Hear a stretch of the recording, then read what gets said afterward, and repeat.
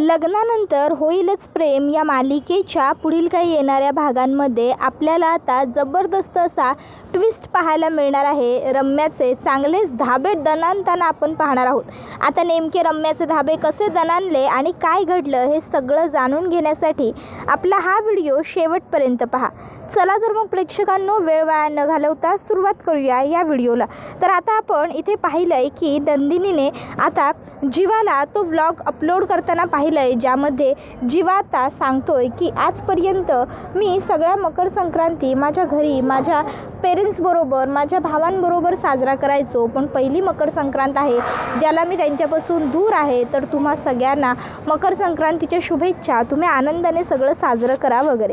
मग आता हे सगळं ऐकल्यानंतर नंदिनीला वाईट वाटतं. नंदिनी विचार करते की खरोखर आजपर्यंत जीवा कधीच कुटुंबापासून लांब राहिलेले नाही आहेत. ते एवढे हसरे खेळकर स्वभावाचे आहेत की त्यांना तर घरच्यांची आठवण येतेच, पण त्याहून जास्त घरच्यांना त्यांची आठवण येईल. प्रत्येक वेळी घरचे सगळेच त्यांना खूपच जास्त मिस करत राहतील. पण मग जर हे असं होणार असेल तर मी काय करू? मी एक काम करते, मी जीवांबरोबर आज घरी जाते आणि मग घरी जाऊन आम्ही दोघंजणं तिकडे संक्रांत साजरा करू आणि मग मी पुन्हा घरी निघून येईन.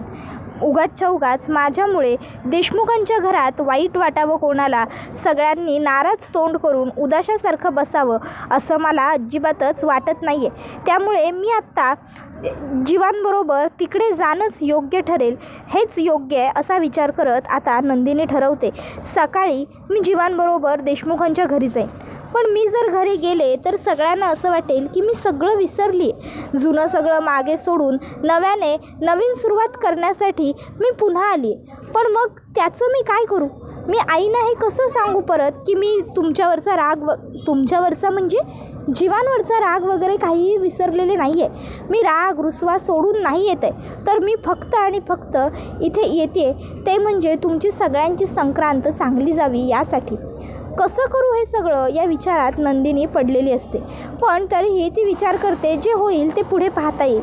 आता ती जीवाला सकाळी आवरून तयार होऊन उठवायला येते आणि म्हणते, जीवा उठा, जीवा उठा. जीवा उठतो, बघतो तर काय सुंदर तयार झालेली काळी साडी नेसून हलव्याचे दागिने घालून समोर उभी असलेली नंदिनी पाहून त्याला वाटतं की मी स्वप्नच बघतोय. जीवा म्हणतो, मी स्वप्न बघतोय की काय? चकाचक बाई थोडीच माझ्यासाठी एवढं नटून थटून येणार आहे. त्यावेळी नंदिनी जीवाला म्हणते, जीवा मी खरंच आली आहे आणि मी खरंच तयार होऊन आवरून तुमच्यासाठीच आली आहे. उठा लवकर, आपल्याला निघायचं आहे, चला आवरा. आता जीवा म्हणतो, निघायचं आहे? चकाचक बाई अगं तू काय बोलतेस हे सगळं? त्यावर नंदिनी म्हणते, तुम्ही आधी उठा. जीवा काय सुरू आहे हे सगळं? आज सण आहे भरला आणि तुम्ही असे झोपून राहिलाय.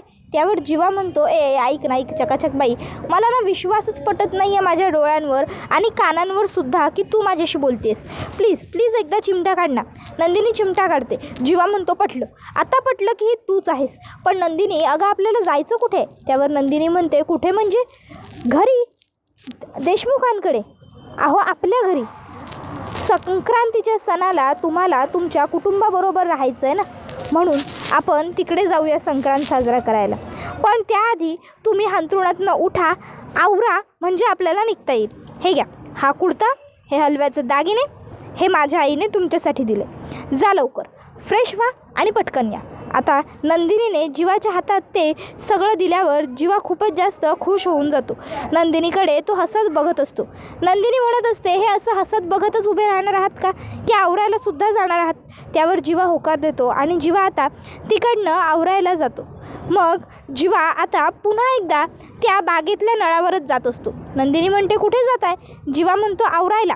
त्यावर नंदिनी म्हणते, आवरायला आणि तिकडे एकदा नळाचं पाणी गेलं होतं त्याने तुमचं पोट भरलेलं नाही आहे का, की पुन्हा तुम्हाला नळावरच आंघोळ करायला जायचं आहे? जीवा गुपचूप घरात जा आणि बेडरूममध्ये माझ्या जाऊन बाथरूममध्ये पटपट आंघोळ करा, शॉवर घ्या लवकर. त्यावेळी जीवा म्हणतो, काय? चकाचक बाई मला सांगते की तिच्या बेडरूममध्ये बाप रे, सरप्राईज, ही सरप्राईज, आज तर मी खूप खुश आहे. त्यावर नंदिनी म्हणते, जात आहे? तसा जीवा म्हणतो, हो हो हो, हा काय, हा निघालोच आहे. आणि मग जीवा आता बाथरूममध्ये आवरायला जातो. नंदिनी ही विचार करत असते की जाऊ दे, उगाचच्या उगाच माझ्या रागासाठी रुसव्यासाठी कोणाचा तरी सण खराब होणं ही चुकीची गोष्ट आहे. आणि त्याहून महत्त्वाचं वर्षाच्या सुरुवातीचा वर्षाचा पहिला सण आहे हा.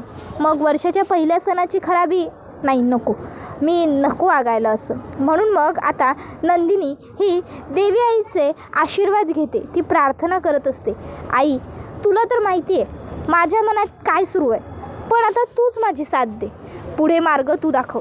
इतक्यात जीवा तिकडे तयार होऊन आलेला असतो. आता जीवा अगदीच हँडसम दिसत असतो. म्हणजे जीवाचे ते कुरळे म्हणजे छान केस, त्यामध्ये जीवाने घातलेला तो काळा रंगाचा कुर्ता, त्याच्यावरती सुंदर छान मस्त ते हलव्याचे दागिने, ते सगळं बघून आता जीवा हा खुश होतो. जीवा विचार करतो माझी चकाचक बाई इम्प्रेस्डच होईल. जीवा खाली येतो आणि ढँग ढँग असं करतो. त्याबरोबर आता लगेचच शारदा म्हणते, अगं बाई बाई बाई, जावई बापू अहो कसले सुंदर दिसताय तुम्ही. बरं चला या, आता मी तुमच्यासाठी मस्त गरम गरम पोहे बनवलेत आणि जोडीला नंतर खायला तिळाचे लाडूसुद्धा आहेत. या मस्तपैकी तिळाचे लाडू खा, पोहे खा आणि मग निघा. काय सासरवाडीतून जाताय, मस्त गेलाय असं वाटायला नको का. त्याबरोबर लगेचच जीवा म्हणतो, नाही नाही नाही सासूबाई नाही, आज मला काहीही नको आहे. माझ्या चकाचक बाईने आज मला दोन सरप्राईज एकत्र दिले आहेत, त्यामुळे मी खूपच जास्त खुश आहे आणि आधीच माझं पोट भरून गेलं आहे. त्यामुळे आता मला खायला काहीही नको आहे. मला असं झालं आहे की मी कधी एकदाचा माझ्या चकाचक बाईबरोबर देशमुखांच्या घरी म्हणजेच माझ्या स्वतःच्या घरी पोहोचतो आहे आणि तिकडे चकाचक बाईबरोबर मी मकर संक्रांत सेलिब्रेट करतो आहे. तुम्हाला माहिती आहे का, आई तर आज एकदम खुशच होऊन जाणार आहे. म्हणजे तिला तर खूप खूप खूप भारी वाटणार आहे. आता खरं तर ती तिकडे ना मला आणि नंदिनीला दोघांनाही खूप मिस करत असेल. एकदा का आम्ही तिकडे गेलो की आई तर खूप खुश होऊन जाणार आहे. त्यामुळे आता आम्ही निघतो. मग जीवा आणि नंदिनी निघतात. ते थेट येऊन देशमुखांच्या घरी पोहोचतात. काव्या आणि पार्थ हे दोघंसुद्धा छान तयार झालेले असतात. आता काव्याचं रात्रीचं सगळं बोलणं पार्थने ऐकलेलं असतं. त्यामुळे पार्थसुद्धा कपडे वगैरे घालायला सजायला नाटकं न करता पटपट आवरतो. आता ते दोघंजणं खाली येतात. आता मालिनी काकू ह्या काव्या आणि पार्थला बघून म्हणतात, वा खरंच तुम्ही दोघंजणं किती सुंदर दिसताय, देखणे दिसताय अगदी. काव्या तू तर ह्या काळ्या साडीत आणि हलव्याच्या दागिन्यांमध्ये खूप गोड दिसतेस. तुझं सौंदर्य अगदी खुलून आलं या सगळ्यात. पण बाळा खरंच आज मी ना तुझ्याकडे जेव्हा जेव्हा बघते तेव्हा मला नंदिनीची सुद्धा तितकीच आठवण येते. आज जशी देशमुखांच्या थोरल्या सुनेची म्हणजे तुझी पहिली मकर संक्रांत आहे, त्याचबरोबर आज देशमुखांच्या धाकट्या सुनेची सुद्धा पहिलीच मकर संक्रांत आहे. आज तू इथे माझ्याबरोबर घरात आहेस, पण नंदिनी मात्र नाही आहे. मला नंदिनीची खूप आठवण येते गं. इतक्यात तिकडे जीवा आणि नंदिनी येतात आणि मागून मालिनी काकूंना हाक मारतात. जीवा आणि नंदिनीला बघून मालिनी काकू खूपच जास्त खुश होऊन जातात आणि त्या म्हणतात, मला वाटलं नव्हतं तुम्ही दोघंजणं याल, पण तुम्ही दोघंजणं आलाय याने मला खूप खूप खूप आनंद झाला आहे. मी खूप खुश आहे. इतक्यात मागून युगसुद्धा येतो आणि म्हणतो, आणि आई मी आल्यावर. त्यावर तर मालिनी काकू आणखीनच खुश होऊन जातात आणि म्हणत असतात, वा माझी सगळी मुलं आज माझ्या जवळ आहेत, मी खूप खुश आहे. खरंच चला आता तुमच्या दोघींना मी वाण देते. त्याबरोबर मग नंदिनीला आणि काव्याला मालिनी काकू पाटावरती बसायला लावतात. नंदिनी आणि काव्या लगेचच पाटावरती बसून घेतात. त्याबरोबर मालिनी काकू आता त्या दोघींनाही वाण देतात. तसे नंदिनी आणि काव्या दोघीही जणी लगेचच मालिनी काकूंना नमस्कार करतात. आयुष्यभर सुखी राहा, माझ्या मुलांचे संसार सुखी करा, 100 वर्ष तुमचा संसार टिकून राहो आणि माझ्या मांडीवर लवकरात लवकर नातवंड खेळो, असा आशीर्वाद मालिनी काकूंनी दिलेला असतो. आता हा असा आशीर्वाद दिल्यानंतर आता नातवंड खेळवण्यासाठी आधी यांना सगळ्यांना एकत्र यावं लागेल हे यांच्या लक्षात येतं आणि मग मालिनी काकू ह्या लगेचच त्यांच्याकडे बघतात आणि म्हणत असतात, कळलं ना नक्की मी काय आशीर्वाद दिलाय तो. त्याबरोबर मग जीवा आणि नंदिनी हे एकमेकाकडे बघतात. पार्थ आणि काव्यसुद्धा एकमेकांकडे बघू लागतात. त्याबरोबर आता मालिनी काकू जीवाला म्हणत असतात, जीवा अरे तू नंदिनीला घेऊन येणार होतास तर मग तू मला आधी का नाही सांगितलंस. त्यावर जीवा म्हणत असतो, आई माझ्या चकाचक बाईने मला हे जबरदस्त फॅन्टॅस्टिक सरप्राईज सकाळ सकाळ दिलं. म्हणजे मी रिक्षात म्हणजे मी झोपलो होतो तेव्हाच ती तिकडे आली आणि तिने मला सांगितलं की आपल्याला घरी जायचं आहे म्हणून. त्यावर मालिनी काकू म्हणतात, वा नंदिनी, खरंच मला खूप बरं वाटते. तू स्वतःच्या मर्जीने इकडे यायला तयार झालीस हे ऐकून तर मला आणखीन आनंद झाला. नंदिनी, आज जशी संक्रांतीच्या निमित्ताने अचानक घरी आली आहेस ना, तशीच कायमची पुन्हा एकदा आपल्या घरी राहायला ये. आपलं हे घर, आपलं स्वयंपाकघर सगळंच तुझी वाट बघतंय. आणि तू म्हणायचीस ती शुभंकर होती संध्याकाळी, आपलं देवघरसुद्धा तुझी वाट बघतंय. येशील ना लवकर. त्याबरोबर नंदिनी ही गप्प राहते, काहीच उत्तर देत नाही. आता तिथलं वातावरण सिरियस होऊ लागतं. त्याबरोबर लगेचच युग त्याच्यावरती छान पाण्याचा फवारा मारत म्हणतो, बरं बरं बरं बरं बरं आता जास्त इमोशनल ड्रामा व्हायच्या आत, इमोशनल सीन क्रिएट व्हायच्या आत आपण सगळे जाऊया टेरेसवर पतंग उडवायला. त्याबरोबर नंदिनी म्हणते, युग आपण पतंग उडवायला जाऊच, अरे पण त्याआधी जरा काहीतरी जीवाना खाऊन घेऊ देत ना, ते उपाशी आहेत. घरनं येताना त्यांनी काहीही खाल्लेलं नाही आहे. त्याबरोबर जीवा म्हणतो, नाही नाही नाही चकाचक बाई, मला काहीही खायचं नाही आहे. अगं तुझ्याबरोबर पतंग उडवायला मिळणार या गोष्टीनेच मला भारी वाटते. आपण दोघंजणं एकत्र असलो ना की त्याहून जास्त मला काहीही नको असतं. आणि आता मला खरंच काहीच नको. त्यामुळे आपण दोघंजणं आता जाऊया आणि मस्तपैकी आता आपण पतंग उडवूया. त्याबरोबर पार्थ म्हणतो, बघितलं का नंदिनी, माझ्या भावाची भूक ताण हरपली तुम्हाला बघून. त्याबरोबर लगेचच नंदिनीसुद्धा पार्थला म्हणते, पार्थ आमच्या काव्याचीसुद्धा भूक ताण हरपली तुम्हाला बघून. त्याबरोबर काव्या लाजते, पार्थही जरा हसतो. मग नंदिनी म्हणते, बरोबर चला आता जाऊया आपण, गच्चीवर पतंग उडवायचे आहेत ना. तसा युग म्हणतो, पण माझी एक अट आहे. त्यावर सगळे म्हणतात, काय आहे बाबा आता तुझी अट. मग युग म्हणतो की यावेळी जीवादादा आणि नंदिनी वहिनी, पार्थ दादा आणि काव्या वहिनी आणि मी आणि आई आपण असे पतंग उडवायचे. त्यावर लगेचच सगळे म्हणतात, बरं ठीक आहे चल वरती. पिहू म्हणते, आणि मी. त्याबरोबर मालिनी काकू म्हणतात, बरं माझ्या जागी तू ये बस युगदादा बरोबर. त्यावरती ठीक आहे म्हणते. त्यानंतर मग आता पतंगबाजी सुरू झालेली असते. आता सगळेजण छान पतंग उडवत असतात. काव्या आणि पार्थ पतंग उडवायला जेव्हा एकत्र येतात तेव्हा काव्या ही रम्याकडे बघत असते आणि खरं तर रम्याच्या मनात असतं की मी या काव्याचा पतंग कापणार हिच्या पंखांप्रमाणे, हिची पतंग कापणार तसाच हिचे पंखही कापणार. पण आता काव्याच एकदम जबरदस्त स्टाईलमध्ये रम्याचं पतंग कापते आणि आता काव्याने पतंग कापल्याबरोबर लगेचच युग म्हणतो, रम्याताई आऊट, रम्याताई आऊट. त्याबरोबर आता काव्या ही पार्थला म्हणते, देशमुख जरा ढील द्या जरा. हां. आता त्या दोघांना हे असं एकत्र छान एन्जॉय करताना बघून, नाचत खेळत पतंग वगैरे उडवताना बघून रम्याला खूपच जास्त राग आलेला असतो. तिला जेलेसी होत असते. रम्या आता आऊटही झालेली असते. त्यामुळे ती तिची पतंग तिथेच तशीच खाली फेकते, मांजा टाकून देते आणि बाजूला एका कोपच्यात उभी राहते. आता तिची नजर सतत पार्थ आणि काव्यावरतीच पडत असते. तिला दिसत असतं पार्थ आणि काव्या किती आनंदी आहेत, किती कौतुकाने ते दोघं एकमेकाबरोबर खेळत आहेत. मग आता रम्या हिची ही अवस्था बघून वसवत्या म्हणत असते, बघ ना रम्या, अगं हा पार्थ 16 डिसेंबरच्या दिवशी जे काही घडलं ते सगळं इतक्या लवकर विसरूनही गेला. मला वाटलं नव्हतं हा एवढं सहजासहजी हे सगळं विसरून जाईल. त्याबरोबर मग लगेचच आता रम्याला चित्र दिसू लागतं. पार्थने काव्याला माफ केलेलं आहे आणि आता पार्थ आणि काव्याच्या लग्नाचे सनई चौघडे वाजतायत.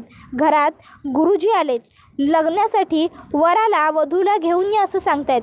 वरपक्षातून वर आणि वधूपक्षातनं काव्या येत आहेत. दोघांच्या मध्ये अंतरपाठ धरला जातो. गुरुजी मंगलाष्टकांचा नाद घुमवत आहेत. मंगलाष्टका पार पडल्या. काव्याचं आणि पार्थचं लग्न झालं. काव्या पार्थची पत्नी झाली. ते दोघं आता सान ओलांडत आहेत. हे सगळं रम्याला दिसत असतं आणि आता रम्या मोठ्याने ओरडते, नाही नाही नाही, मी असं नाही होऊन देणार, नाही नाही नाही. त्याबरोबर मग आता लगेचच वसवत्या ही रम्याला हात लावते आणि म्हणते, रम्या काय गं. त्याचबरोबर मालिनी काकूसुद्धा घाबरतात. मालिनी काकूसुद्धा रम्याला म्हणू लागतात, रम्या काय गं, काय होतंय तुला. नाही म्हणजे अशी मोठमोठ्याने, नाही नाही नाही असं काय ओरडतेस. काय नाही, काय करायचं, काय झालं आहे? रम्या पाणी घे. आणि मग मालिनी काकू रम्याला पाणी वगैरे देतात. त्याबरोबर मग आता लगेचच इकडे काव्या म्हणत असते, मी सांगते ना आई काय झालं आहे ते रम्याला. काय झालं आहे ना, काल मी रम्याला एक चांगलं भरदस्त टॉनिक दिलं आहे जरा. ते टॉनिक घेतल्यामुळे रम्या अशी वागते. बाकी रम्याला झालेलं काही नाही आहे. काय रम्या, बरोबर ना? टॉनिकचाच परिणाम आहे ना. आता सगळे काव्याला विचारतात की कसलं टॉनिक. त्यावर काव्या म्हणते, नाही नाही, ते फार काही महत्त्वाचं नाही आहे. पण रम्या घाबरू नको. अगं ते सगळं होण्यासाठी आणखीन थोडाफार वेळ आहे. तोपर्यंत तू कर नाटकी. त्याबरोबर सगळेजण काव्याकडे पाहू लागतात. काव्या म्हणते, चला चला पतंग उडूया, माझ्याकडे कुठे बघत बसलाय सगळे. त्याबरोबर इकडे आता रम्याला मात्र काव्याच्या ह्या बोलण्याचा खूपच जास्त राग आलेला असतो. पण गप्प बसण्यावाचून तिच्याकडे काहीच पर्याय नसतो, कारण पार्थही समोर असतो. त्यामुळे मग रम्या रागारागात खाली खोलीत निघून येते. नेहमीप्रमाणे खोलीत आल्यावर रम्याने चिडचिड करायला सुरुवात केलेली असते. आणि आता रम्या ही खोलीत आदळआपट करत असते. त्यावेळी तिकडे वसवत्या येते आणि वसवत्या आता रम्याला म्हणत असते, रम्या रम्या अगं काय चाललं तुझं? काय खोलीची अवस्था करून ठेवली आहेस आणि एवढा पसारा वगैरे सगळं कशाला करून ठेवलं आहेस? रम्या हे बघ, शांत हो बाळा, आणि घाबरू नकोस ना. तू का उगाच काळजी करतेस? गुरुजींनी जे सांगितलं आहे ना ते तसंच होईल. पार्थ फक्त तुझा आहे आणि तुझाच राहील. पार्थचं आणि तुझं लग्न होण्यापासून कोणीही थांबवू शकत नाही. अगं ती काव्या ती उगाच शहाणपणा करते गं. बघतेस ना, नेहमी ओव्हर ॲटिट्यूड दाखवायला जाते आणि नेहमी तोंडघशी पडते. तसंच यावेळीसुद्धा घडेल. यावेळीसुद्धा तुझं आणि पार्थचंच लग्न होईल. खरंच तुझ्या आईवर विश्वास आहे ना? रम्या अगं तुझं सुख तुला मिळवून देण्यासाठी आतापर्यंत मी काय नाही केलं. मग तुला काय वाटतं, आणखीन थोडेफार कष्ट तुझी आई तुझ्यासाठी करणार नाही का बाळा? हे बघ, मी तुला दिलेलं वचन आहे. काहीही झालं तरी मी तुला तुझं सुख, तुझा आनंद मिळवून देणार. पार्थबरोबर लग्न करणं हेच तुझं सुख आहे ना, तर घाबरू नको. मी पार्थबरोबर तुझं लग्न कुठल्याही परिस्थितीत लावून देणार. अगदी कुठल्याही परिस्थितीत. समजलं? मी आहे ना तुझ्यासोबत. मी असताना तुला घाबरायची काय गरज आहे? त्याबरोबर रम्या वसवत्याला मिठी मारते. आता वसवत्या मनात म्हणत असते, मी रम्याला तर धीर दिला, तिला तर समजवलं की मी आहे म्हणून, पण खरंच जर गुरुजींची भविष्यवाणी खोटी झाली तर मी काय करू? तर इकडे रम्या आईला सांगत असते, आई अगं तुला माहीत नाही मला काय स्वप्न पडलं वरती. पार्थ आणि काव्याला असे एकत्र हसताना खेळताना बघून ना मला असं चित्र दिसत होतं की काव्याचं आणि पार्थचं लग्न होतं आहे. मंगलाष्टकांचे सूर घुमत आहेत, गुरुजी वराला वधूला बोलवत आहेत वगैरे वगैरे. तर दुसरीकडे मालिनी काकू आपल्या दोन्ही मुलांना त्यांच्या बायकांबरोबर एवढा आनंदाने मकर संक्रांतीचं सेलिब्रेशन करताना पाहून खूपच जास्त आनंदी असतात. त्यासुद्धा आता मनातल्या मनात प्रार्थना करत असतात की देवा, ज्याप्रमाणे माझी चारही मुलं आत्ता एकत्र आहेत त्याचप्रमाणे आयुष्यभर त्यांना असंच एकत्र ठेव, बांधून ठेव. माझ्या जीवाने नंदिनीसाठी जे काही प्रयत्न करतोय ते सगळ्यांना यश येऊ दे. नंदिनीने जीवावरचा राग सोडू दे आणि माझा पार्थसुद्धा काव्याबरोबर सुखाने नांदू दे. सगळ्यांचं व्यवस्थित होऊ दे. काव्या मालिनी काकूंना म्हणते, मालिनी काकू काय हो तुमच्या डोळ्यात पाणी का? त्यावर मालिनी काकू म्हणतात, वेडे हे पाणी नाही गं, हे आनंद अश्रू आहेत. तुम्ही एवढे चौघं सुखात आहात ना, तुमच्या सुखाला कोणाची दृष्ट लागू नये एवढंच वाटतंय बघ मला. काव्या म्हणते, काकू तुम्ही असताना कोणाची दृष्ट लागणार आहे? तुम्ही आहात ना आमची दृष्ट काढायला. मग झालं तर त्याबरोबर हो ग माझी बाई हो असं म्हणत मालिनी काकू आता काव्य आणि नंदिनीला मिठी मारतात. त्याबरोबर हा व्हिडिओ इथेच संपतो. व्हिडिओ आवडला असेल तर व्हिडिओला लाईक करा, चॅनलवर नवीन असाल तर चॅनलला सबस्क्राईब करा आणि बेल आयकॉन आठवणीने प्रेस करा, जेणेकरून तुम्हाला पुढच्या प्रत्येक व्हिडिओचं नोटिफिकेशन मिळत जाईल आणि सर्व व्हिडिओंचा आनंद हा अगदी उत्तम पद्धतीने घेता येईल. चला तर मग प्रेक्षकांना आजच्या पुरतं इथेच थांबूया. पुढचा व्हिडिओ येईपर्यंत या व्हिडिओचा छान पद्धतीने आनंद घेत राहा. तुम्हाला लग्नानंतर होईलच प्रेम ही मालिका कशी वाटते हे आम्हाला कमेंटमध्ये सांगायला विसरू नका. टाटा, बाय बाय, धन्यवाद, take care all of you.